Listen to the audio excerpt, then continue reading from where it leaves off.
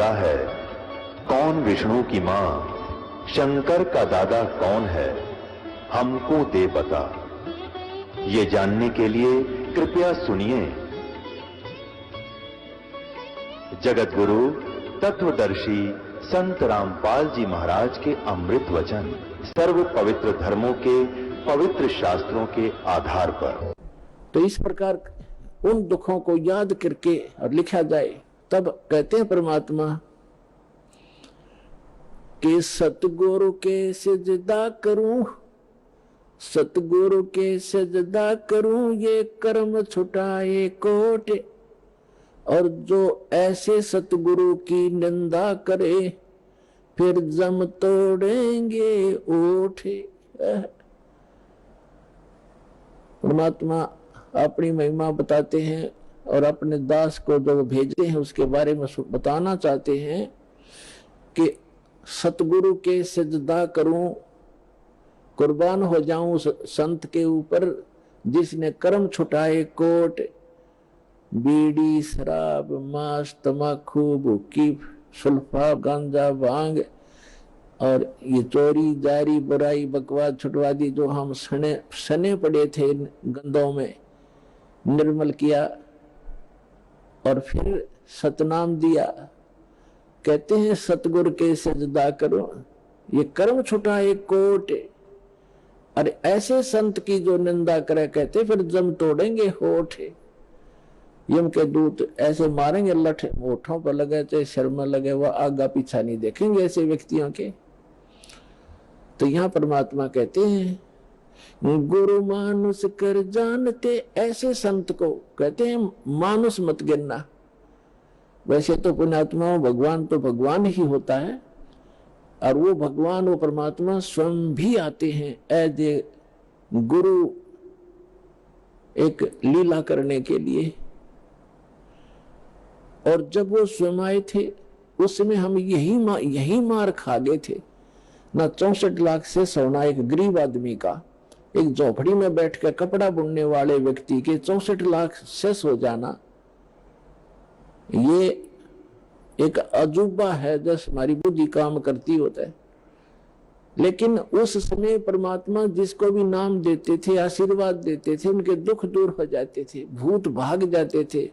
कहते हैं सतगुरु जो चावे सो कर ही, 14 कोट दूत जम डर ही, ऊत भूत जम त्रास निवारे, और चित्रगुप्त के कागज पाड़े। ये समर्थ कबीर भगवान है। ये आपके ऊत भूत किसी प्रकार का भी आपके ऊपर 3 ताप का दुख हो, प्रेत बाधा हो, पितृ बाधा है या कोई जिंद बाधा है, अब प्रधानमंत्री के सामने फिर चोर कैसे रुकेंगे? उसके साथ तो बहुत बॉडीगार्ड होते हैं। तो जो भक्ति ना करके शरीर छोड़ के वो भगवान के चोर हैं। जिन हर की चोरी करी और गए राम गुण भूल, ते बिदना बागुल किए रहे उर्द मुख चोर।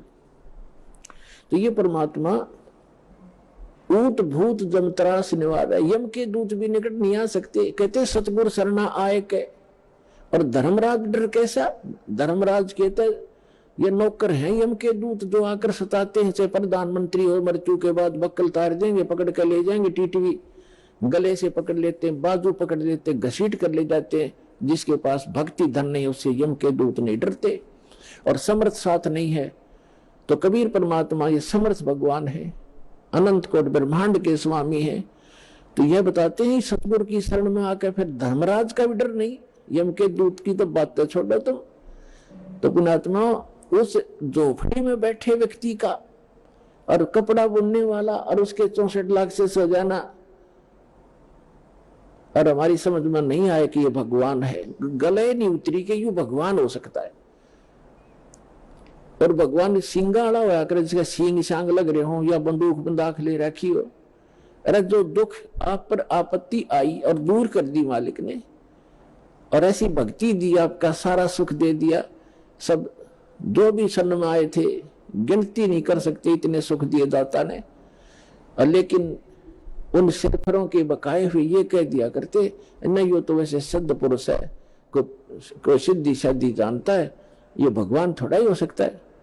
हम मान्य करते भगवान श्री राम और श्री कृष्ण जिसके हाथ में तीर और सुदर्शन चक्र और हनुमान जी के पास गदा और माता ले आठों हाथों में हथियार, तो हम इसे ईशान भगवान मानना थे। यह बुद्धि पर पत्थर पड़ रहे थे, इसी कारण से हम फैल रहे। तो हम उसी समय इसलिए मार खा गए कि हमने भगवान को भगवान नहीं माना। तो परमात्मा एक वाणी लिखकर गए हैं कि गुरु मानुष कर, परमात्मा बताते हैं कि गुरु गोविंद कर जानियो, रहियो शब्द समाए, मिले जब दंडवत बंदगी, नहीं पल पल ध्यान लगावे। गुरु जी को गोविंद कर मानना, भगवान मानकर उसके साथ व्यवहार करना, ट्रीट करना। गुरु गोविंद कर जानियो और चलियो आज्ञा मां, मिले तो दंडवत बंदगी, नहीं तो पल पल ध्यान लगा। जब भी आपको मिले दंडवत प्रणाम करें और गुरु जी को परमात्मा मानना। वो खुद तो भगवान थे ही, लेकिन अब अपने दास को भेजा है परमात्मा ने, तो इसलिए कि आपका जो स्वभाव है, आपका जो भाव है वो बना रहेगा। जैसे गणित के अंदर एक प्रश्न आता था ब्याज का, ऋण का, तो उसमें मूलधन ज्ञात करना होता था। मूलधन तो होता था वो करोड़ों और अरबों रुपए का। उस करोड़ों और अरबों रुपए के मूलधन को प्राप्त करने के लिए मानना पड़ता है, मान लीजिए मूलधन 100 रुपये। वो 100 रुपये मूलधन नहीं है, लेकिन वो सपोज करना पड़ेगा उस प्रॉब्लम को सोल्व करने के लिए। तो ये समझ लेना पुण्यात्माओं, परमात्मा की वाणी है कि गुरु गोविंद कर जानियो और रहियो आज्ञा माही, मिले तो दंडवत बंदगी, नहीं पल पल ध्यान लगाए। अब जैसे आप यहां से जाओगे शरीर छोड़ के, ये तो छूटेगा, आपको मालूम है सबको। हम चाहते तो नहीं है कभी मृत्यु हो, लेकिन या तो होगी, वो मान के आधार पे है। अब तो आप भक्त हो गए, आपकी मृत्यु तो भगवान कबीर साहब के हाथ में है। आप कहोगे तब होगी, कई बार कह लोगे जब होगी। अब काल नहीं मार सकता आपको, अकाल मृत्यु नहीं मर सकते आप, अगर नियम ठीक रखोगे।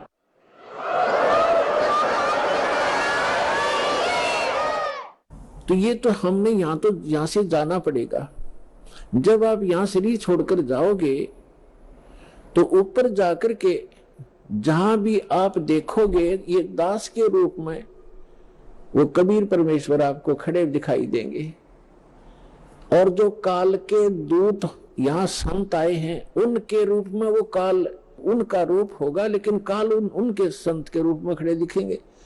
तो वहां जो जिस गुरु की वो शरण में है, तो वहां जाकर अपने गुरु जी के पास ही जाते हो, तो सीधे के अपने वो खड़े गुरु जी, तो आप उसके शेष सारे उस गुरु के पास, उसके उस दूसरे गुरु के पास।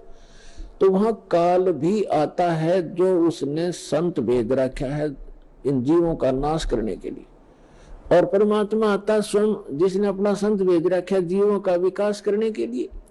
तो इस दास के रूप में आपको वहां परमात्मा मिलेंगे।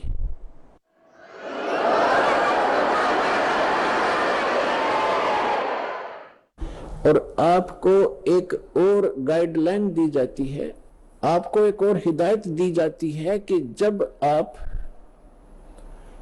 गुरु जी के पास जाते हो, प्रणाम करते हो, तो उसमें एक अभ्यास बनाओ कि सतनाम का सुमन अवश्य करें। प्रथम नाम मिला है तो प्रथम का अवश्य करें। जैसे प्रणाम करते करते भी आप एक सांस का सेवन आसानी से कर सकते हो। और उससे क्या होगा, जैसे यहां तो आपका अभ्यास बना रहेगा, भक्ति तो करनी है, तो उससे क्या होगा, जैसे आप सतलोक वहां जाओगे, एक तिरकुटी, एक इंटरनेशनल एयरपोर्ट समझ लो तिरकुटी, जब वहां पहुंचोगे तो वहां आपको परमात्मा मिलेंगे इस दास के रूप में। और वहां काल भी धोखा देने के लिए इस दास का रूप बना सकता है। तो उसमें आप जी ने सिमरन करना है सतनाम का, क्योंकि वहां जाएगा तो सतनाम ही होगा आपके पास, सारनाम तो होगा ही होगा, सतनाम भी होगा। तो सतनाम का और सारनाम का जाप करना है। तो सतनाम का जाप करने मात्र से, और प्रथम मंत्र भी अगर प्राप्त है, इसमें प्रथम और लास्ट 2 मंत्र हैं इस 7 मंत्रों में, तो ये दोनों मंत्र भी गजब के मंत्र हैं। इनका भी जाप करने से क्या होगा, यदि सामने काल परमात्मा की बजाय स्वयं आकर के दास का रूप बनाकर खड़ा हो जाएगा, तो इस सिमरन से उसका तुरंत चेहरा बदल जाएगा, उसके ऊपर का आवरण हट जाएगा, उसकी वास्तविकता वो भूंडी शकल दिखाई देगी। फिर आप अपने आप दूर हो जाओगे, फिर इधर उधर देखोगे। अब थोड़ा सा एक प्रसंग सुनाते हैं आपको, क्योंकि सत्संग के अंदर बहुत से हिदायत देनी पड़ती है। तो जो सुमन करने से भी अगर शकल नहीं बदलती है, तो आपके ओरिजिनल गुरुजी और ओरिजिनल गॉड है। एक समय एक इंद्रमती नाम की एक रानी थी, चंद्र विजय राजा की। एक चंद्र विजय नाम का राजा था, उसकी इंद्रमती नाम की एक रानी थी, और वो बहुत भक्तनी थी भगवान की। फिर पिछले जन्म से, पिछले पुण्य से ही अच्छी आत्माएं राजा बनती हैं, रानी बनती हैं, और इतना सुख होकर के भी जो परमात्मा की तरफ में भगवान की भक्ति में लगे होते हैं, वो पुण्यात्मा विशेष होती है। वो माई जो है, उसने एक गुरु बना रखा था। उस गुरुजी ने उसको बता रखा था कि श्री राम, श्री कृष्ण, उसने बता रखा था कि भगवान विष्णु, भगवान शिव की भक्ति करनी चाहिए, श्री राम की भक्ति करनी चाहिए, 68 तीर्थों पर जाना चाहिए, 68 तीर्थ करना चाहिए, एकादशी का व्रत रखना चाहिए। और उसने, अब जैसे एक नियम है, कहते हैं धन चाहे तो दान कर और मोक्ष चाहे भज राम। तो हमने यहाँ इस काल के लोक में रहना है, तो धन भी चाहिएगा और राम भी प्राप्त करना है, तो हमने दान भी करना है और सच्चा नाम भी जपना है। अब उसके गुरुजी ने बता रखा था कि बेटी, पिछले जन्म में तेने बहुत पुण्य कर रखे हैं, घने धर्म कर रखा है, जिस कारण से तू रानी बन गई। आगे ऐसी ही अच्छा जीवन प्राप्ति के लिए आप साधु संतों को भोजन कराया कर बेटा। वैसे तो आए अतिथि को भी भोजन करा दे, उसका भी पुण्य है, लेकिन भगत संत को भोजन कराने का न्यारा फल मिलता है। अब जैसे आपके पास पशु हैं, भैंस या गाय, एक भैंस या गाय है जो दूध देती है, और अन्य भी पशु हैं जो अभी दूध नहीं दे रहे, वो भी अपने पालने ही पड़ते। अब एक तो उस दूध ना दे रहे पशु को जो चारा दिया जाता है,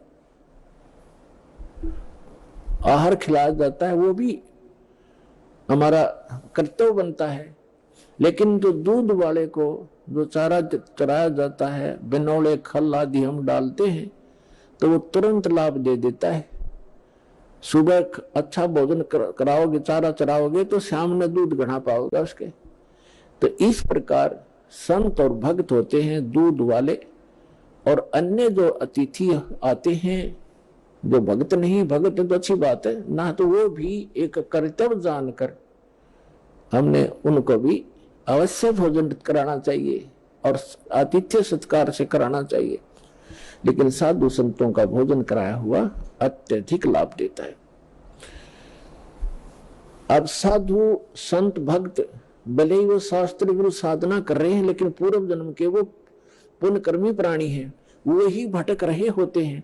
कोई लाल पीले कपड़े पहनता है, कोई दाढ़ी बढ़ा लेता है, कोई मूंड मुंडा लेता है, कोई तलक लगाता है, जैसा भी उसको मार्गदर्शक मिल गया, क्योंकि उसको परमात्मा चाहिए, चाहे किसी भी भेख बनाने से मिल जाए, वो परमात्मा की तरफ तड़प रहा है। ऐसे कोई व्यक्ति को भोजन कराने से विशेष लाभ होता है, क्योंकि अब तो साधना ठीक है नहीं, लेकिन पूर्व जन्म की कमाई उसकी है, और वो भक्त भगवान का विशेष प्यारा होता है।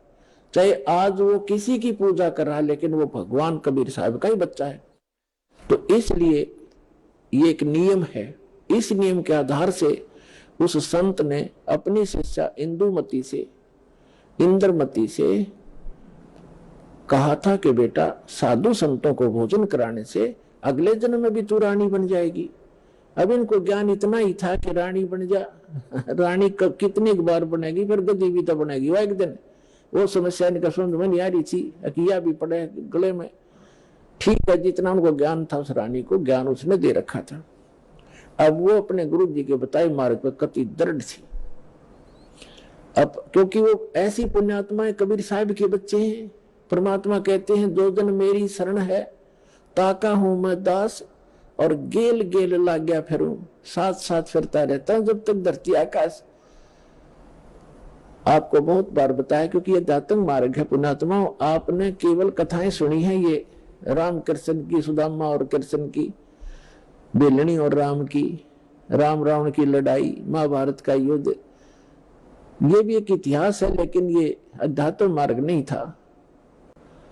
अब ये है संपूर्ण अध्यात्म मार्ग ज्ञान। इसको बहुत प्रकार से समझाना पड़ता है। तो उसने सोचा, अब रानी ने जो भी गुरुजी ने बताया था उस पर दृढ़ होगी,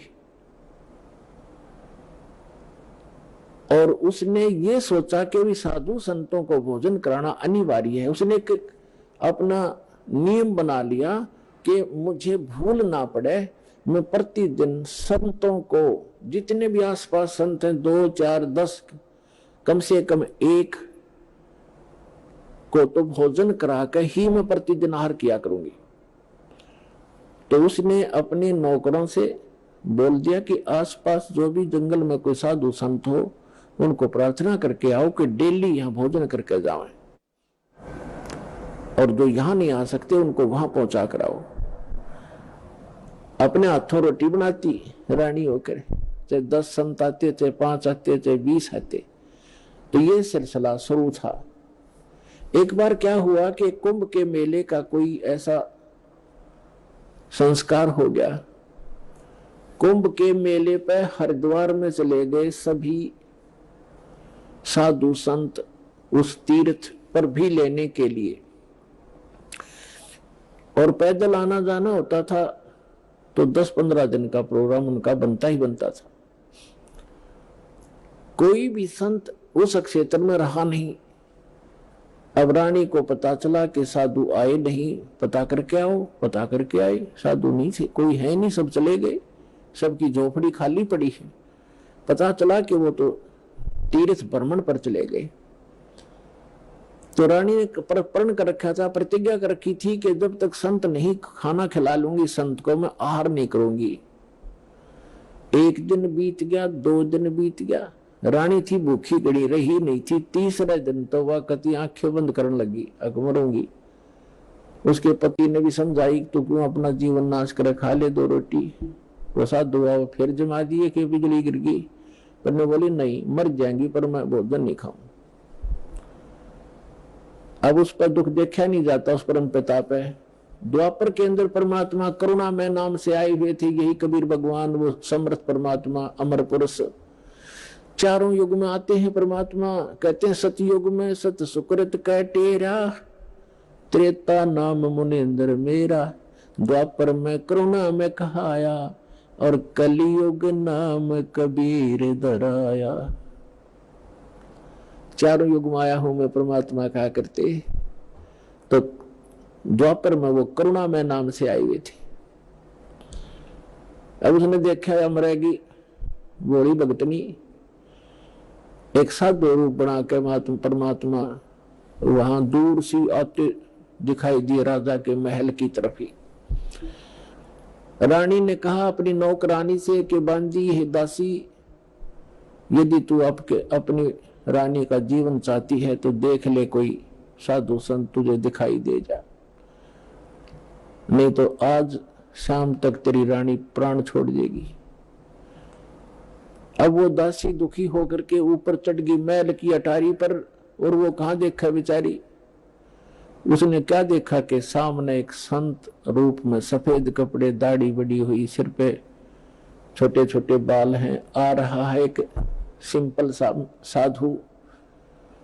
गले में माला टांग रखी, दाता ने थोड़ा ईसा दिखाया कि जानो महात्मा सा भी जच्चा है ना। तो हम महात्मा उनको मानते हैं जिनकी दाढ़ी बढ़ रही हो, लंबे लंबे बाल हो, तिलकला रखा हो, 5-4 माला डाल रखी हो, बिंदी बंदी टिक्की ला रखी हो। तो परमात्मा ने इसीलिए वो थोड़ा सा वेशभूषा सी बना रखी थी। रानी वो नौकरानी स्पीड तक नीचे आई और रानी से कहा कि एक महात्मा सा नजर आवा है, कपड़े तो लाल है नहीं पर शकल साधु जैसी लगती है, कहो तो लाऊं बुला के। अकेला बहन ले आ जैसा भी हो। अब वो नीचे गए, इतने परमात्मा भी महल के निकट से आ गए। नौकरानी ने प्रणाम किया और कहा, महाराज आपको हमारी रानी याद कर रही है। परमात्मा ने पूछा, आप कौन हो? कि मैं नौकरानी हूं। तो परमात्मा ने कहा, बेटा रानी को यदि गरज है संत की तो यहीं आजा गली में, हम किसी के घर नहीं जाया करते। और हम घर जाओ और उसका पति कह दे तू आया किस लिए यहाँ, उसने गरज है तो यहाँ आ जाएगी। उसने जाके बता दिया कि साधु ऐसे ऐसे कह रहा, तो उसका और पक्की जच गई कि 1 नंबर का महात्मा है। नहीं तो नो कोई कह देगा अपने रानी बुलावा, ये तो बाछड़ू की तरह भाग्य आकर बच्चे की तरह, पैसे के लालच में अच्छा हलवा मिल जाएगा। और वो उड़े डिट गए, अगर रानी को गरज है तो यहाँ आ जाएगी बेबे। तो रानी ने कहा, मेरा पकड़ हाथ, मुझे सहारा दे, नौकरानी ले चल, मुझे ऐसे महापुरुष के दर्शन करा दे, मर जाऊंगी तो भी अच्छा ऐसे संत के दर्शन करके। ऐसा दर्द आदमी आज पहली बार सुन रहा हूं। तो रानी को ये कहने वाला कि यहाँ आ जाएगी जब गरज पड़े तो, क्योंकि पिछले संस्कार से ऐसे भाव उत्पन्न हुआ करते साधु भक्तों में। तो रानी ने जाकर देखा, वो मालिक का चेहरा विश्व में सबसे न्यारे सुंदर थे कबीर भगवान, जितनी बार भी आए हैं वो। और चरणों में मत्था टेक्या और कहा, महाराज आप भोजन कीजिए, आहार कीजिए। परमात्मा बोले, चल बेटा आहार कर लेते हैं। बैठ के जाकर एक आसन लगा दिया। रानी ने दुखी सुखी होकर नौकरानी के सहयोग से स्वयं भोजन बनाया और कहा, महाराज जी भोजन पाओ। तो परमात्मा ने कहा, बेटा आप इतना कोई रोग है आपको क्या, इतनी अक्सीन कैसे होगी? तो उसने सारी कहानी बताई कि मैं प्रतिदिन एक साधु को भोजन करा के भोजन करती थी। संत रहे नहीं क्योंकि वो उस पे कुंभ के मेले में स्नान के लिए चले गए। आज 3रा दिन आ गया, महाराज जी आप ना आते तो आज मैं मर जाती। जब भोजन बना के परमात्मा के पास रखा तो कहा परमात्मा ने कि बेटी मेरा शरीर भोजन करने का नहीं है, मैं तो खाऊं या ना खाऊं मैं सदा एक रस रहता हूं। तो रानी बोली, जी ठीक है, भोजन नहीं खाओगे तो मैं भी नहीं खाऊंगी, मरना मंजूर है मुझे, मरना ही मुझे उचित है, मैं अपना जो है ना प्रतिज्ञा नहीं भंग कर सकती। तो परमात्मा ने कहा कि ला बेटा, कहते समर्थ इसी को कहते हैं जो चाहे सो कर दे। मालिक ने भोजन करा, फिर उससे पूछा, बेटा ये जो आपको ये हठ किसने बताया? रानी ने कहा कि मैंने अब गुरुजी बना रखे हैं, हमारे गुरु बहुत अच्छे हैं। परमात्मा ने पूछा, क्या साधना करते हो? कि श्री विष्णु जी की, श्री शंकर भगवान की, शेरा वाली माता की, जो भी वो करती थी, एकादशी का व्रत करती हूँ, तीर्थों पर भी जाती हूँ, ऐसे करती हूँ। फिर परमात्मा ने अपना ज्ञान समझाना शुरू किया। लेकिन वो रानी जो थी वो ज्यादा भावुक होते श्रद्धालु, जैसे ये दास प्रारंभ में इन अन्य पंथों वालों को कहा करता था, जो भी आ जाता था संपर्क में सत्संग सुनने, कि भाई आपका नाम गलत, आपका गुरु पूरा नहीं है, आपकी साधना गलत है। ये राधा स्वामी, धन धन सतगुरु, जय गुरुदेव वाले और ये तो सारे निरंकारी वाले ये आते थे जो सुनकर सत्संग है। जब ये दास उनको ये सच्चाई बताता तो बेदक जाते, उठ कर चले जाते कि आप तो निंदा करते हो, किसी संत की निंदा नहीं करनी चाहिए, पाप लगता है। अरे भले आदमियों, निंदा क्या की मैंने? तेरे गुरु को चोर बताया ना, डाकू ठग बताया नहीं, उसके ज्ञान की त्रुटि बताई है, ज्ञान में कमी है आपके गुरु जी में। संत तो अच्छे ही होते लेकिन ना समझ में आई, ये श्रद्धालु होते हैं कि ना गुरु जी के बारे में कुछ नहीं सुन सकता, और अब लग रहे रोते हुए लुट पिट के रोआ बुरीत रहे, नाश हो गया, 30 साल हो गए राधा स्वामी में जीवन खो दिया, सब कुछ लुट पिट गया, इकलौता पुत्र था वो भी मर गया। बता, एक टिंडे ले लो राधा स्वामी में, धन धन सतगुरु में। अब साची के 6 माह में गुस्सा होते थे, और यहाँ का इतिहास देख लो, सन 1994 से जो जुड़े हैं उनके ठाठ देख लो, और उनके घर में कोई दुर्घटना हुई तो आप पूछ कर देख लो, लाखों की संख्या में भक्त है। तो भगवान की शरण न्यारी होती है।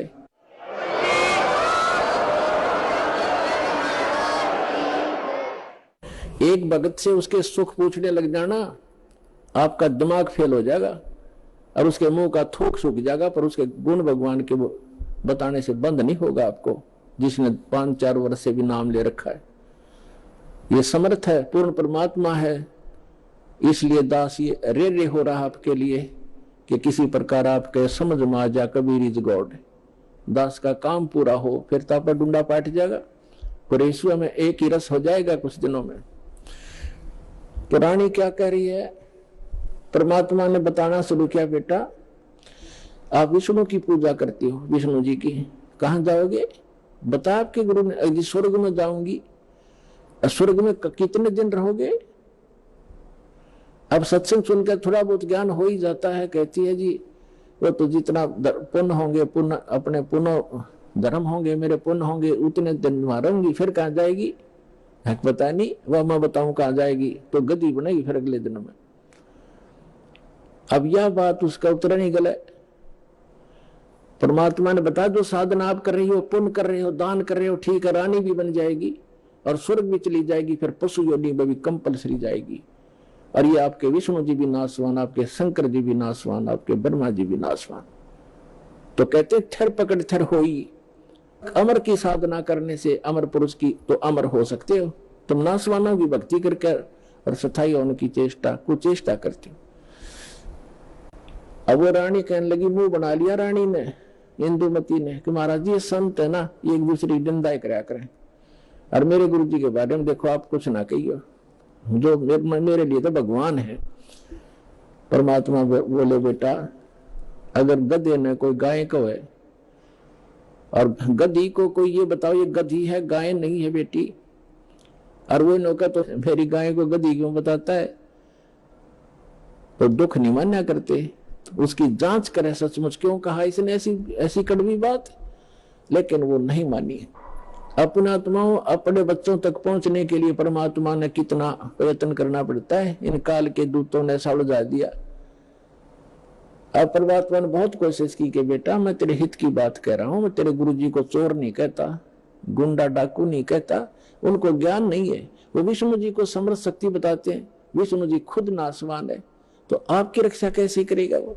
शिव जी को आप भगवान मानते हो। परमात्मा ने बताया कि जिस समय भस्मागिरी नाम का एक संत भगवान तेरे शंकर जी के सामने ऊपर ने पैर नीचे ने सिर करके 12 वर्ष तपस्या की। आपने पढ़ा होगा पुराण में, कहां जी पढ़ रखा है, सुना है, पढ़ा भी है। और जो भस्म कंडा शिव से मांग लिया और भगवान शिव को मारने की चेष्टा करने लगा वो भस्मासुर, तो भगवान शिव जी ने क्या किया, भाग्य थे ना वो, तो वो अविनाशी है, जिनको तो अविनाशी मान रही, उनसे तू रक्षा की बात देखे, सुरक्षा, वो आप सुरक्षित नहीं। अब बात सारी साची, पर गुरु जी के बारे में सुनना कति पसंद नहीं, वो पिछला रंग चढ़ रहा कसूता। तब परमात्मा ने कहा बेटा मान से मत मान, देखो मैं वैसे अपने आप को भगवान कहें तो कोई ना कतिये ना मानना जनता। परमात्मा ने कहा कि जिस भगवान की मैं भक्ति बताता हूं वो अजर व अमर है, उसकी भक्ति करने से आपकी आयु भी बढ़ जाएगी, जो मंत्र मैं दूंगा, और जो मंत्र आप जाप करते हो इससे आपकी उम्र ना बढ़ सकती ना घट सकती, और हम जो मंत्र देंगे उससे आपकी जितनी आयु आप चाहोगे वो बढ़ जाएगी। तो वो फिर भी ये कहती है जी इस तरह की बातें तो ये संत आपस में खूब जानते हैं, मुझे तो अपना गुरु बिल्कुल मेरे हृदय में समा रहे हैं। तो परमात्मा ने कहा ठीक है बेटा, साच कहूं जग मानने नहीं और झूठ कही ना जाई हो, और ब्रह्मा विष्णु शिव जी दुखिया जिन ये राह चलाई हो। तो परमात्मा ने कहा कि ठीक है बेटी, मत चला, मान चाहे मत मान, मेरा फर्ज था तेरे को सच्ची बात बताने का। और आज से तीसरे दिन तेरी मृत्यु होगी। ना तेरा गुरु बचा सकेगा, ना तेरा विष्णु, ना तेरा शंकर जी बचा सकेंगे, और ना तेरा भक्ति यो मंत्र बचा सकेगा। और न्यू कह के महाराज जी उठन लगे, चरना पड़ गई। अब मौत दिखा है ना, जब बच्चा खाई बूढ़ी बन गया दे। साधु संत झूठ नहीं बोला करते। चरणों में गिर गई और कहने लगी महाराज सचमुच है। परमात्मा बोले तीसरे दिन आगे तेरी शेष आयु नहीं है और 83 लाख योनियों में जाएगी तू। फिर बोली महाराज जी फिर क्या करूं मैं? मैं मंत्र दूंगा बेटा, मंत्र जाप करिए और उस गुरु जी से बात भी मत करिए जो दुश्मन है तेरा। अब कहते ना अपना लागे तो उपदेश तो सारा मर जा पर अपना नंबर ना हो, इतना कोई दिक्कत नहीं। जब अपना नंबर आता दिखा ना, जब घी बंधाई जीव की, तब सारी मान ली। ठीक जी जैसे आप कहोगे न्यू कर लूंगी। अब मन में न सोच रही कि देखूंगी तीसरे दिन क्या होगा। दीक्षा ले ली और गुरु जी ने बताया कि बेटा तीसरे दिन काल आवेगा और मेरे रूप में आवेगा। और एक ध्यान रखना, जो मैंने आपको मंत्र दिया प्रथम, जब वो निकट आवे तो पहले आप इस मंत्र का जाप करके और फिर प्रणाम करना।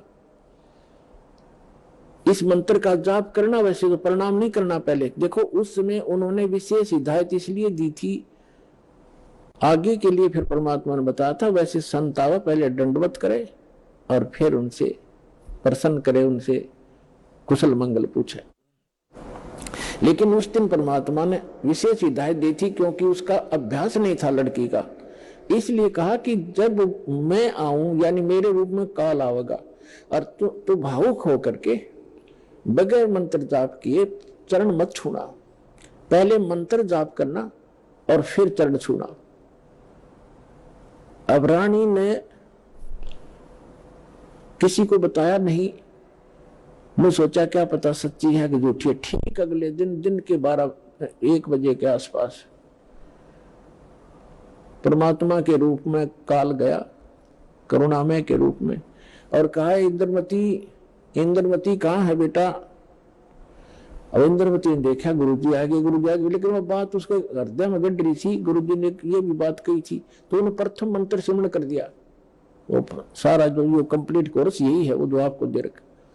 उसके प्रथम मंत्र के प्रथम नाम से ही एकदम उसका स्वरूप बदल गया और ऐसी विकराल चेहरा, लंबे दांत और मोटी मोटी आंख, बेहुदी सी विकराल सी शरीर दिखाई दिया। तब उस काल ने देखा कि तेरा तो इसने आवरण उतार दिया। मैं बोला अब तब बच गई तू, तेरे पास मंत्र जबरदस्त है, तुझे फिर देखूंगा।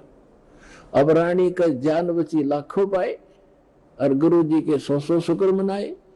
अपने नौकरों को बताती है काल आया था, आज मेरी मृत्यु होनी थी, मैंने जो गुरु जी बनाए हैं मेरी उम्र बढ़ा दी। अब ना तो राजा को बताई, उसके दरबार में जाके राजा ने बोला तू पड़ी रह, काल आ जाता तुमने छोड़ जाता। ये तुमने ऐसे कहती रहती हो, कोई कुछ कह दे उसकी बातों में आ जाती हो। तो उसके साथी भी तेरी बेचारी के साथ वो राजा की के माने वो आ गई वापस, शुक्र मनाया रख। आगे तो तेरी टल गई मृत्यु, छाटते आके लेट गए भगवान। हे परमात्मा दया करिए, आपने इसे गुरु मिला, ऐसा मंत्र दिया और मेरा जीवन रक्षा होगी। अब वह लेट गई बेड पे कति खुशी मना के। इतने में काल सर्प बन के आ गया। सर्प बन के आया और रानी के डस दिया। डसते उसकी आंख खुली और फिर वो ऐसे ऐसे जाता दिखा। उसने शोर बचाया, भागियो, डस ली सर्प ने, डस ली सर्प ने, डस ली। नौकर नौकरानियां आए, बाजे लठले, वो लंबा महल था राजा का, वो जो जाता दिखा सबने और मोरी में से निकल गया। रानी मृत्यु को प्राप्त होगी। राजा के घर तो सब प्रकार के वैद्य उपस्थित रहते थे, डॉक्टर बुलाए, वैद्य बुलाए, गर्ड बुलाए, सारा कुछ कर लिया और सब ने मृत घोषित कर दी। तब परमात्मा आगे तो नौकर नौकरानियां कहने लगी, जिन देखे थे भगवान उस दिन, वो नौकरानियां कहने लगी, महाराज जी आपकी शिष्या को सर्प ने डस दिया, तो सर्प से मृत्यु होगी। हाहाकार मच गई। तो परमात्मा ने एक बहाना सा करा, मंत्र सा बुदाया और कहा, उठ बेटी, 1 सेकंड में रानी खड़ी होगी। बोलो सतगुरुदेव।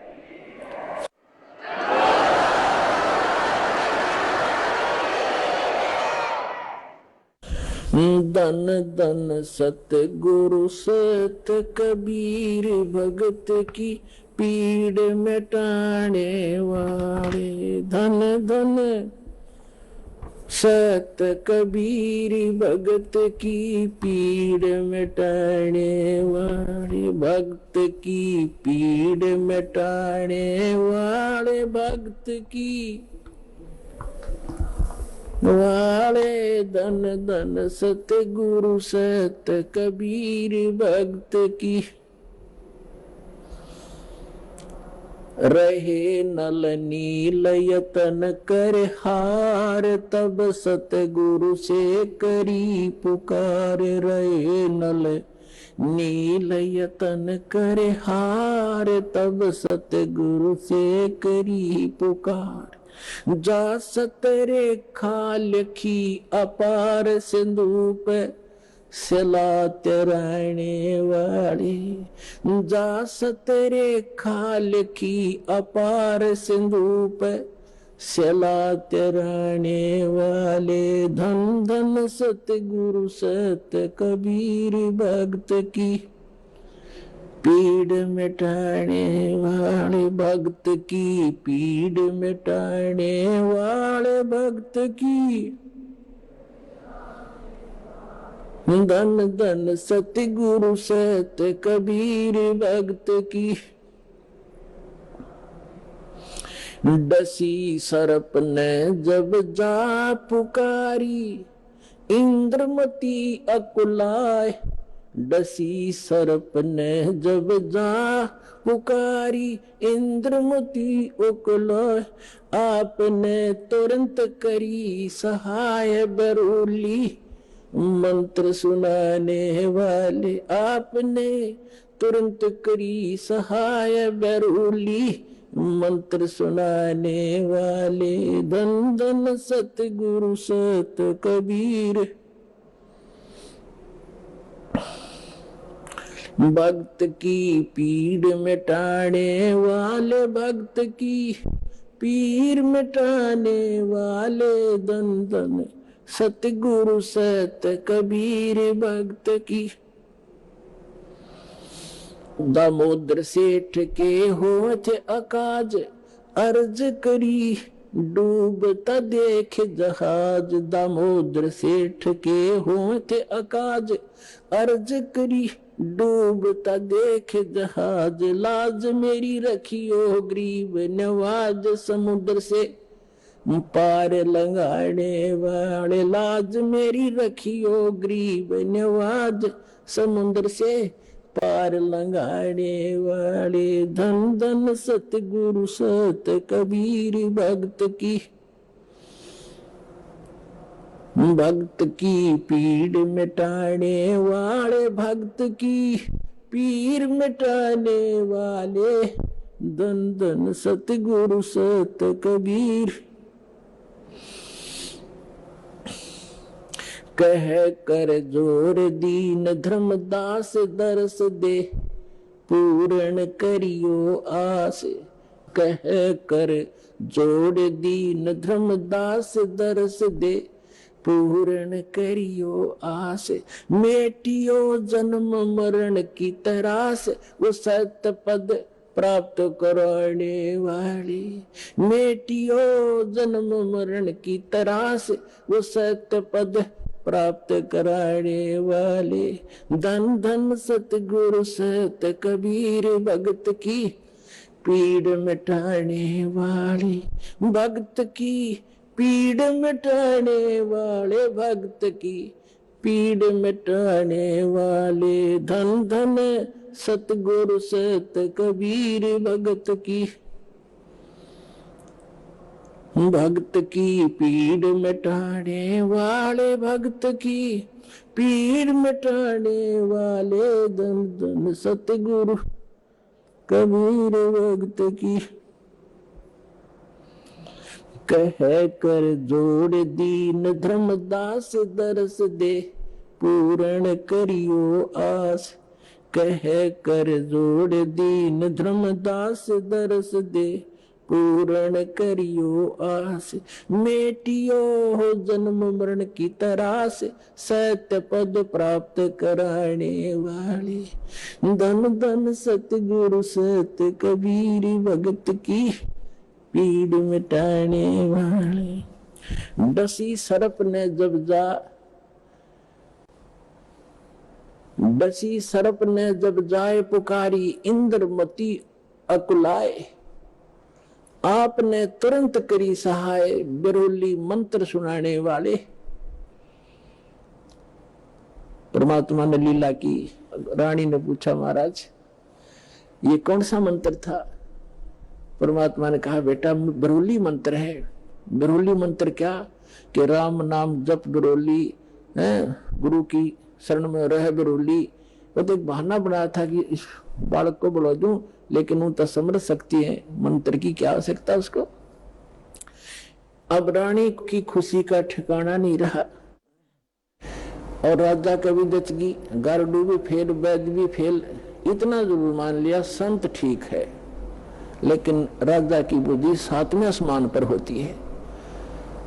पुण्यकर्मी प्राणी होते हुए भी वो दुर्भागी होता है जो भक्ति नहीं करता, और रानी होते हुए या राजा होते हुए जो भक्ति करते हैं, सत साधना करते हैं, चाहे कैसी भी कर रहा है। परमात्मा कहते हैं, चाहे कोई भक्ति करे कपट की और उसको भी अपनाऊं, और श्याम दाम दंड भेद से ती फिर सिद्ध मार्ग लाऊं। अब देखो, परमात्मा काल को आने भी नहीं देता, इसलिए आने दिया रानी का जच्चा ना हो। या बात संत जो साची कह गया, परमात्मा ये समझ रहे थे कि या फिर छोड़ दे हो गुरु, दूसरा गुरु आते ही उसके भी चरण छुओ और उसकी भी आरती तारो। और पुण्यात्मा, गुरु को तजे भजे जो आना, अर्ता पशुआ को फोकट ज्ञाना। परम संत ने छोड़कर फिर नकलियां फिर भी आस्था जिसकी है, तो वो फोकट ज्ञान है, उसके पास भक्ति है, वो श्रद्धा नहीं बनी उसकी। जैसे पति भरता पति से राती, आन पुरुष नहीं भावे, और बस पीहर में सुरत प्रीतम में ऐसे ध्यान लगा। यानी गुरु, नकली गुरु को त्यागने के बाद जब आपके समझ, क्योंकि पहले तो आपके पास कोई पैमाना ही नहीं था मापन का, जांच करने का कोई ऐसा वस्तु नहीं थी, विकल्प नहीं था। अब दास आपको पहले संत को जांचने के पैमाने देता है कि इसे नाप के देख लियो जिसके पास ये ज्ञान है। जैसे धर्मदास जी भी पहले ऐसे दूसरी साधना करता था, जब परमात्मा ने उसको सच्चा ज्ञान सुना, वो फिर भी बुद्धि भ्रष्ट हो गई थी बीच में, तो फिर परमात्मा मिले नहीं थे, तो उसने सोचा साधु संत के रूप में मिले थे। कोई भी संत मिलता, धर्मदास उसके पास जाता और जाती कहता, महाराज जी ठीक सो? आखा आजा बच्चा, ठीक है। तो उसने पूछा, जी वो क्या प्रश्न करता था कि ब्रह्मा विष्णु महेश के माता पिता कौन है? तो वो कहता था, अरे ये तो अजरो अमर है, सर्वेश्वर है, ये कहां से बात उठा लिया? तो तभी उठकर चल पड़ता था कि ना, ये संत नहीं है। तो उसके पास एक पैमाना था उनको जांचने का, और जब उसने परमात्मा मिले दोबारा, फिर वो तो पूरा काम उनका होना ही था। आइए अब हम उन श्रद्धालुओं के अनुभव जानते हैं जो जगत गुरु तत्वदर्शी संत रामपाल जी महाराज जी से दीक्षा प्राप्त कर चुके हैं तथा उनके द्वारा बताए गए भक्ति मार्ग पर चल रहे हैं। सर नमस्कार। नमस्कार सर जी। सर क्या नाम है आपका? जी अजय कुमार। अजय जी कहाँ से आए हैं आप? जी मैं मलोट पंजाब जिला मुक्तसर साहिब से आया हूँ। सर संत रामपाल जी महाराज जी से नाम दीक्षा कब ली आपने? जी संत रामपाल जी महाराज से मैंने दीक्षा 11 जुलाई और 2014 को नाम दीक्षा ली थी। सर संत रामपाल जी महाराज जी से नाम दीक्षा लेने से पहले क्या आप कोई भक्ति साधना करते थे? जी हिंदू धर्म में प्रचलित सभी देवी देवताओं की पूजा भक्ति करते थे, मंदिर गुरुद्वारे जहाँ भी आस्था, सभी जगह मेरी आस्था थी जी। मैं भगवान को ढूंढने के लिए सभी जगह जाता था, पर लाभ हानि का मेरे को इस बारे में पता नहीं था भाई। यहाँ पे जैसे 1 रुपया दान किया और 100 की मैं आशा रखता था जी। तो सर हम आपसे जानना चाहते हैं कि संत रामपाल जी महाराज जी की शरण में कैसे आना हुआ। संत रामपाल जी महाराज की शरण में ऐसा आना हुआ जी, एक बार मेरे भाई की डेथ हो गई थी और वो अस्पताल में थे। अस्पताल से हम जब उसकी लाश को घर पर लेकर आए तो मेरी पत्नी को बोलने लगा कि मैं बहुत थका हुआ हूँ, कि आपने जो क्रिया करनी है वो कर लो आप, और मेरे को मत उठाना, मैं बहुत थका हुआ हूँ, मेरे को परेशान मत करना। तो मेरी पत्नी बोलने लगी कोई बात नहीं, आप आराम कर लो और जो कुछ हमने करना हम कर लेंगे। तो इतने में मेरे को नींद आ गई बहुत गहरी, मैं थका हुआ था। तो रात में मैं क्या देखता हूँ सपने में कि एक बहुत बड़ा सिंहासन ऊपर से आ रहा है, बहुत ही तेज में और बहुत ही सफ़ेद था वो। उसकी मैं व्याख्या नहीं कर सकता भाई किस रंग का था, जैसे सोने कैसे रंग का था, पर उससे भी ज़्यादा तेज था। तो उस पे एक महापुरुष बैठे थे, उसने लाल रंग की पगड़ी और एक ऐनक लगा रखी थी, और वो धीरे धीरे धीरे धीरे वो नीचे आ रहा था। और उस सिंहासन के पास में एक महापुरुष उनके साथ खड़ा था। तो जैसे ही वो और ज़्यादा नीचे आने लगे तो मेरी आत्मा जैसे चारपाई से उठी और अपने आप मेरे हाथ जुड़ गए ऐसे, और मैं पूछने लगा जी कौन हो जी आप जो यहाँ पे आ रहे हो। तो जो सिंहासन के पास जो महापुरुष जी खड़े थे वो बोलने लगे कि ये कबीर साहब हैं। मैं हंसने लग गया अपनी मन बुद्धि के कारण कि आप इसको कबीर साहब बोल रहे हो। कहते जी हाँ ये कबीर साहब हैं। मैं कहा नहीं, कबीर साहब मैंने देखे हुए, मैंने उसकी फ़ोटो भी देखी हुई है। तो उनके सर में टोपी लगी हुई है, उनके दाढ़ी है, उनके हार डाला हुआ है, और ये कबीर साहब नहीं हो सकते। कहते नहीं ये कबीर साहब ही हैं। मैं कहा कोई बात नहीं, मैं अपनी माँ से पूछूंगा इस बारे में। वो बोलने लगे कोई बात नहीं, आप अपनी शंका का समाधान कर लो फिर आ जाना। और जो महापुरुष बैठे थे वो थोड़ा थोड़ा मुस्कुराए थे, उनके बहुत तेज था। तो इतने में जैसे मेरे हाथ जोड़े तो अंतर ध्यान हो गए वो। तो सामने देखा तो मैंने, मेरी जाग खुल गई थी और मैंने देखा सामने पूर्णमासी का बहुत बड़ा चांद था। और मैंने उनको नमस्कार किया। मैंने जैसे पीछे मुड़कर देखा तो घड़ी में पूरे 4 बज रहे थे और आवाज़ें आ रही थी रोने धोने की हमारे घर में। तो मैंने सोचा भाई अब बताना ठीक नहीं होगा क्योंकि ये अपने हालात में नहीं है। फिर उसके बाद मैं जागता रहा और सोचता रहा।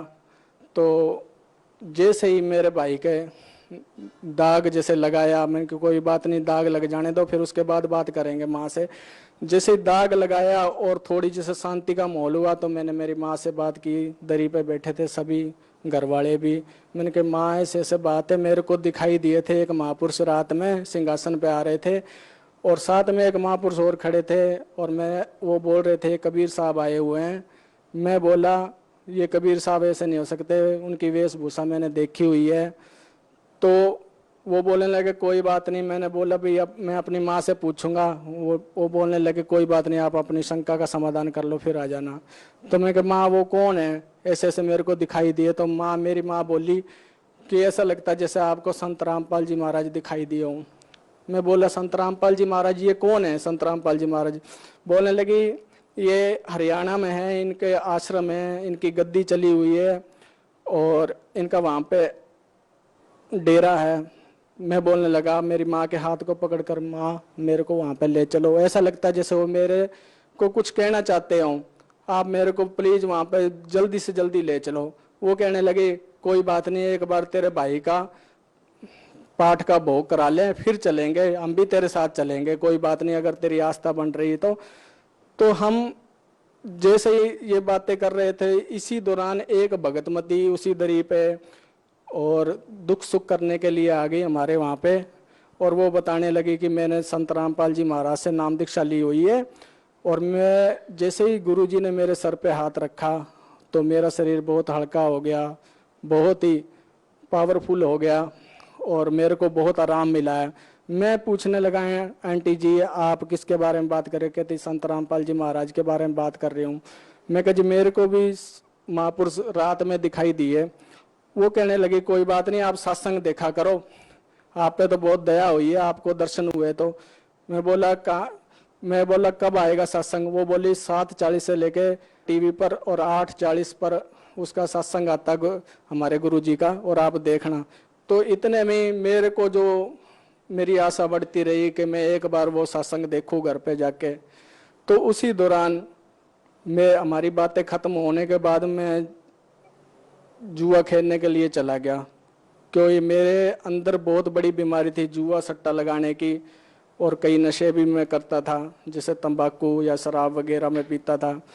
तो सभी में थे। मेरे भाई की दरी को मैं छोड़ के और मैं जुआ खेलने के लिए चला गया। मेरे को इतना ज्ञान था पहले। तो उसी दौरान जैसे ही शाम हुई और मैं सत्संग देखने के लिए अपने घर पे बैठा, अपने बेड पे बैठ गया और सामने टीवी लगा लिया। 6 बजे ही मेरे को पता था भी इतने बजे सत्संग आएगा, तो मैं उड़ीक करने लगा। मेरी आशा बढ़ने लगी कि मैं कब आए सत्संग, कब आए। जैसे ही सत्संग आया तो मैंने देखा वहाँ पे कि वही महापुरुष बैठे हैं। मेरे होश उड़ गए। मैंने देखा ये तो वही महापुरुष है जो मेरे को रात में दिखाई दिए थे।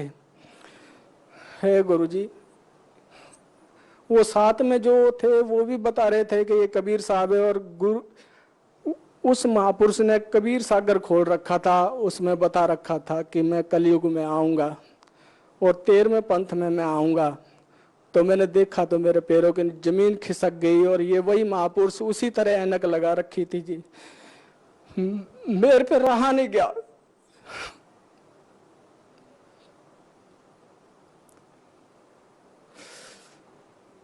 मेरे कंबल लगे। मैंने कहा मैं क्या करूं अब, मैं मेरे को कोई वहां पे ले जाए। इसी दौरान बाकी की मेरे को सत्संग की समझ नहीं लगी, बस मैं उनके चेहरे को देखता रहा। उसी दौरान जैसे सत्संग खत्म होया मैं फिर जुआ खेलने के लिए चला गया। जुआ खेलने के बाद मैं फिर वहां से जीत के आया कुछ पैसे, और मैं दूसरे दिन जैसे मैंने सत्संग देखा तो मैं गुरुजी को दिखा रहा था, गुरुजी मैं 900 रुपये जीत कर लेके आया हूँ, ये 900 रुपये आप इसको उठने मत देना, मैं आपके आश्रम में आऊंगा। मैंने वहां पे कपड़े के नीचे रख दिया। मैं गुरुजी ये आपके लिए है, मैं वहां पे आऊंगा आपके आश्रम में, और आप इनको सांभ रखना भाई, ये चोरी ना हो जाए भाई, मेरे को बुलाना जरूर आप। तो उसी दौरान फिर मेरी तैयारी हो गई। जैसे हम बरवाड़ा आश्रम में वहाँ के तरफ गए, गाड़ी में चले गए, और रास्ते में ही जो मेरे तंबाकू की जो मेरी पुड़ी थी, मैं तंबाकू सेवन करता था। इसी दौरान में जब मैं रास्ते में, तो मैंने तंबाकू की पुड़ी जो वो फेंक दी, और मैंने प्रण ले लिया कि गुरुजी आज के बाद मैं कभी तंबाकू सेवन नहीं करूँगा। जैसे ही मैं आश्रम के अंदर गया तो मेरे को बहुत शांति महसूस हुई। मेरे को भूख लग रही थी, और मैंने जाते ही वो भंडारा किया वहाँ पे, और भंडारा करने के बाद बिना सोचे समझे और मैंने अपना फार्म भरा लिया वहाँ पे, और नाम दीक्षा ले ली। नाम दीक्षा के बाद जैसे ही मैं सत्संग सुनने के लिए वहाँ पे गया तो सत्संग का समय हो गया था। लिखा हुआ था कि जो पहली बार आए हैं यहाँ पे बैठें, तो मैं वहाँ पे बैठ गया। तो गुरुजी के सत्संग की तो मेरे को कुछ समझ नहीं लगी, मेरे को नींद आ रही थी, और सेवादार जो वहाँ का था वो मेरे को बार बार उठा रहा था। तो इसी अचानक जैसे नींद में, और एक है ना जैसे सत्संग खत्म हो गया और एक लाइन लगी, मैं सोचने लगा इनको क्या हो गया, एकदम ही लाइन लगी है। तो मैंने किसी से पूछा, मैंने कि भाई साहब ये लाइन क्यों लगी है? वो कहने लगे ये लाइन गुरुजी के दर्शनों के लिए लगी है। जो भी दर्शन करने के लिए गुरुजी के जाते हैं तो उनके रोग निरोग हो जाते हैं, उनके सब बीमारियां दूर हो जाती हैं, और बहुत भाई लाभ प्राप्त होता है। मैं बोलने लगा मैं भी लग जाऊं? वो बोलने लगा हाँ हाँ क्यों नहीं लग सकते आप, लग जाओ। मैं भी जैसे सबसे पीछे में लग गया। तो बहुत समय के बाद जैसे मेरा नंबर आया, पर मैंने जैसे सर नीचे किया तो मेरे एक पहले बहुत बीमारी होती थी माइग्रेन जैसी, मैंने घर पे नहीं बताई थी।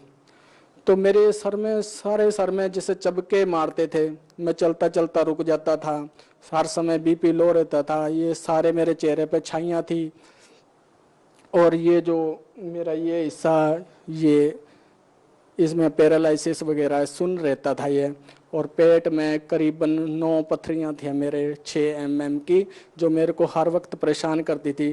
पर डर के मारे मैं घर पे बताता नहीं था अपनी पत्नी को, कहीं ये कोई दिल पे ना रख ले। तो मैं जितनी भी मेरी औकात थी 50-100 रुपए की दवाई ले लेता गुप्ती, और मैं अपना इलाज, दर्द गायब हो ना हो बस एक मन में तसल्ली बनी रहती कि मैंने दवाई ले ली, कोई बात नहीं। तो जैसे ही मैं लाइन में गया, गुरुजी के दर्शन हुए, जैसे ही गुरुजी ने मेरे सर पे हाथ रखा, हाथ रखने के बाद और मैं जैसे भंडार घर में आया, तो मेरी वो अचानक बीमारियां जो थी वो दूर हो गई, वो दर्द था जो वो दूर हो गया, और इतना हल्कापन हो गया मेरे शरीर में। मैं सोचने लगा ये क्या हुआ मेरे साथ। तो मैं बोलने लगा गुरुजी की कृपा हो गई है। जैसे ही गुरुजी ने सर पे हाथ रखा और जैसे उस भाई ने बताया था वैसे ही हुआ मेरे साथ। फिर मेरे मन में अंदर पाप आ गया, नहीं नहीं, एक दो दिन के लिए ठीक भी हो जाता था, ऐसी कोई बात नहीं। मजा तो तब आएगा जब पता लगेगा भाई 3-4 दिन बीत जाएंगे या एक सप्ताह बीत जाएगा, महीना बीत जाएगा। तो मैं इस पाप को लिए मैं अपने घर पे चला गया। तो मैंने जाके देखा भाई दर्द नहीं हो रहा, तो मेरे अंदर एक अजब सी फील हुई, बहुत हल्कापन महसूस हो रहा था कि मेरे अंदर दृढ़ता बढ़ती जा रही थी गुरुजी के प्रति कि मैं इसको भी बोलूं भाई तू भी चल मेरे साथ, भाई तू भी चल मेरे साथ, देख मैं ठीक हो गया, तू भी चल, तू भी ठीक हो जाएगा। जो मेरी पत्नी थी वो अपने माँ के घर पे रहती थी, और माँ के घर पे रहने के बाद वो बोलने लगी कि हम अपना कमरा ले लेते हैं। जैसे हमने रेंट पे कमरा लिया और उसके बाद वो जो वहाँ पे रहता था 2 महीने बीत गए हमको, तो ज्यादा ही वो तंग परेशान करता था। जो वहाँ का मालिक था शराब पीकर बहुत परेशान करता था। मैं बोला यहाँ से तो मकान खाली करना पड़ेगा, हमारी यहाँ पे नहीं सरेगी, क्योंकि हमारे परमात्मा की जोत लगती है यहाँ पर, और नशा ना ही चलता और ना ही वो गाली गलौज वगैरह करता था, बहुत ज्यादा करता था। तो मैंने इसी दौरान में सोच लिया था मैं कि मैं आज या सुबह इसका मकान खाली कर दूंगा। तो मेरी पत्नी जो कहने लगी आप पैसा कहाँ से लाओगे, तो मैं कहा कोई बात नहीं, परमात्मा करेंगे सब कुछ। संत रामपाल जी महाराज की दया से मैंने उसको एक बुक दे दी जो बैंक की थी। मैंने बोला आप इसको एंट्री करा लाओ, क्या पता परमात्मा ने दया कर दी हो। तो बोलने लगी क्या बेवकूफ़ समझ रखा मेरे को आपने, ये थोड़ी भी एक बार आपके चल ठीक है भाई 20,000 आ गए और आपको बार बार, वो तो किसी आदमी ने डलवाए थे। मैं बोला नहीं आदमी, आप ऐसा मत बोलो, आदमी ने डलवाए, वो परमात्मा ने डलवाए हैं। मैं कहा कोई बात नहीं, आप एक बार जाकर देखो तो हमारा ये यहाँ का छूट जाएगा, जो भी हम यहाँ पे फंसे पड़े हैं। वो बोलने लगी नहीं नहीं मैं नहीं जाऊंगी। तो मैंने बोला आप जबरदस्ती की, मैंने कहा कोई बात नहीं आप एक बार जाओ। जैसे ही वो गई वहां पे एंट्री करवाई, उसका मन तो नहीं था, जैसे एंट्री करवाई तो उसमें भी भगत जी 5,000 रुपये आ गए। तो वो वहां पे उसका सांस ऊपर का ऊपर और नीचे का नीचे हो गया, और बोलने लगी सचमुच। वो दोबारा पूछने लगी उससे भाई ये जैसे ही एंट्री करवाई भाई कितने पैसे है, कहता मूर्ख समझ रखा है जाओ यहाँ से। तो जैसे ही वो आती उसने मेरी पत्नी ने मालिक के आगे प्रणाम की, संत रामपाल जी महाराज की फोटो के आगे प्रणाम की और मेरे गले से लग गई। कहते भाई वाकई में आज मेरे को पूर्ण विश्वास हो गया कि आपके सतगुरु जो परमात्मा है पूर्ण परमात्मा है। सर आप भगत समाज को क्या संदेश देना चाहेंगे? जी देखो भगत समाज को तो क्या मेरी औकात है जी, मैं संदेश दूंगा। बस मेरी सभी भाई बहनों से विनती है कि मानस जन्म जो है दुर्लभ है, ये मिले ना बारंबार, और तरवर से पत्ता जो टूट गिरे बोर ना लगता डार। ये जन्म बार बार आपको नहीं मिलेगा, ये संत नहीं मिलेंगे, माता पिता आपको हर बार मिल जाएंगे, हर जन्म में मिल जाएंगे, पर ये साधना, ये भक्ति, ये और ये तत्वदर्शी संत जो संत रामपाल जी महाराज के रूप में आए हुए हैं, ये आपको फिर कभी नहीं मिलेंगे। जी धन्यवाद। जी सत साहिब जी।